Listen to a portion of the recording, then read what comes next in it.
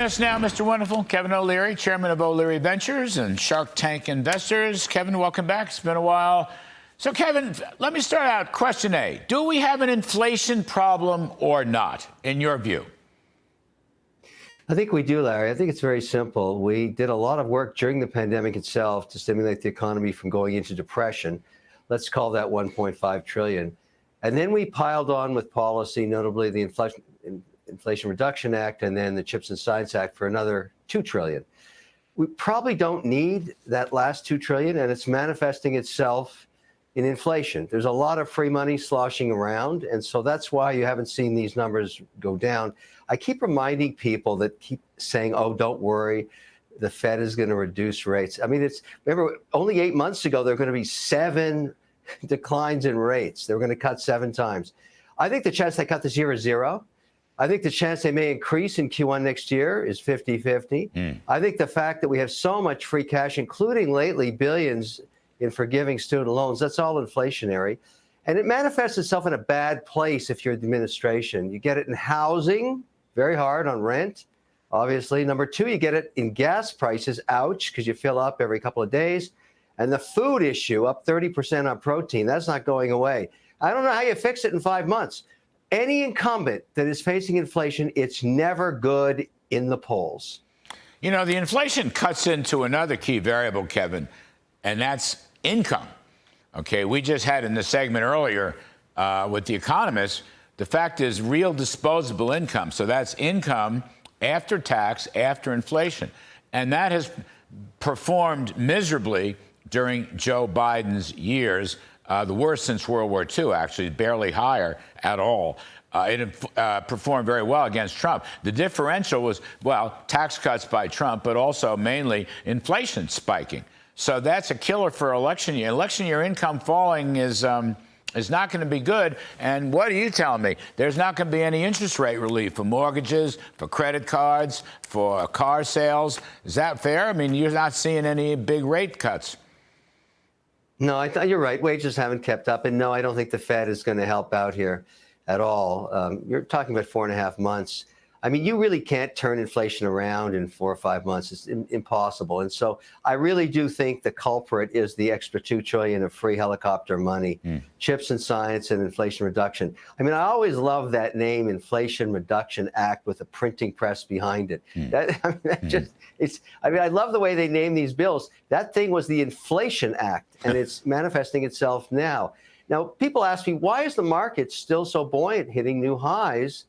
I think there's a 50-50 chance of policy change on regulation. I like the noise I'm hearing. Look, I don't want to get partisan on it, but all this stuff with Burgum, maybe he's VP, but for sure he's energy. And if he's energy, he's pro-energy, so that sector is going to get a big boost. It's going to get deregulated. And so money managers saying, I don't know what's going to happen in the election, but I got a 50-50 chance of a much more pro-business environment where taxes aren't adjusted. I think I'll just stay long equities here and wait and see what happens. It's only 4.5 months, not that long. I'm in the same boat. I'm just going to wait and see. Well, just to depoliticize it a little bit, however unusual for me at least, I do think strong corporate profits have been driving this market. And I was going to ask you about that because the market rally, which has been quite substantial this year, going back to last October, I guess. Kevin, it's broadening out. It's not just the Magnificent Seven, techie-related names. It's not just little meme stocks. It's actually broadening out. Commodities, industrials, telecoms, and so forth. I don't know how long it lasts. I'm not smart enough to know. I never time the market. I own the S&P index, and I stay with it because it works out in the long run. But I think profits have been holding up the stock market and the entire economy. Here's why, Larry. With the exception of the 11th sector of the economy, real estate, particularly commercial real estate, every other sector has benefited from 2 things. Digitization of the economy during the pandemic, which means direct to consumer, which is right across consumer, all kinds of consumer goods and services, much higher margins when you cut out one level of distribution. And that's manifesting itself everywhere in higher margins. And then AI is starting to show itself to be something as a productivity tool. It's very nascent. But the market is also betting on that tool becoming much more efficient, particularly in financial services, where it can reduce all kinds of costs, compliance costs, customer acquisition costs, customer maintenance costs, All of that's coming. The market sees it, and it likes what it sees. And so if we don't mess with it by raising taxes, which would be a big mistake at this point, we actually avoided a hard landing. You never get soft landings after what we went through in a pandemic. So congratulations to the Fed on that one.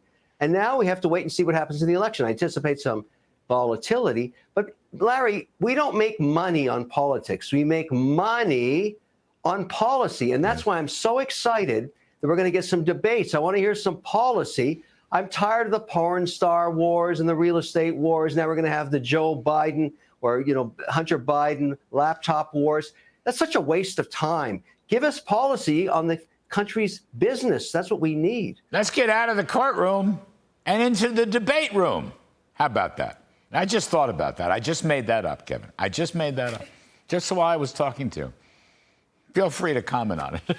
You've got 10 seconds. Well, I think it's a great slogan, but I think people are tired of all this lawfare war, whatever you want to call it. We really need to debate the issues, and I think we're getting that now. Get out of the courtroom and go into the debate room. Kevin O'Leary, fabulous stuff. Appreciate it very much. Take care.